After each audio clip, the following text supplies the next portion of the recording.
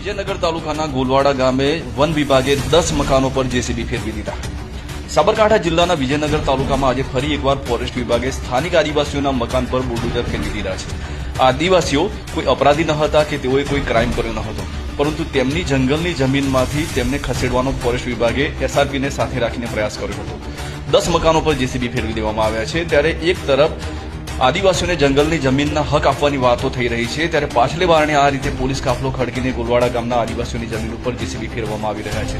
સ્થાનિક લોકોનો વાંક માત્ર એટલો જ હતો કે સ્થાનિક ફોરેસ્ટ વિભાગના ભ્રષ્ટાચાર સામે તે લોકોએ અવાજ ઉઠાવ્યો હતો અને આ અવાજ ઉઠાવવાની સજા આ લોકોના મકાન પર જેસીબી ફેરવાઈને મળી। બાપ દાદાના વખતથી તેઓ આ જંગલની જમીનમાં વસવાટ કરતા હતા, ખેતી કરતા હતા, પરંતુ ફોરેસ્ટ વિભાગે રાતોરાત જમીન ઉપર એસઆરપી ખડકી અને જેસીબી ફેરવી તેમને નોંધાર કરી દીધા છે। જો કે તમને નવાઈ લાગશે કે ખેડબ્રહ્મા કોંગ્રેસના ધારાસભ્ય તુષાર ચૌધરી પોતે આદિવાસી છે। સાબરકાંઠા જિલ્લાના રાજ્યસભાના સાંસદ રમીલાબેન બારા પોતે પણ આદિવાસી છે। આમ છતાં આ આદિવાસીઓ સાથે થઈ રહેલા અન્યાય બાબતે તેઓ હજુ આગળ આવ્યા નથી કે તેમને મદદ માટે તેમણે કોઈ કામગીરી કરી।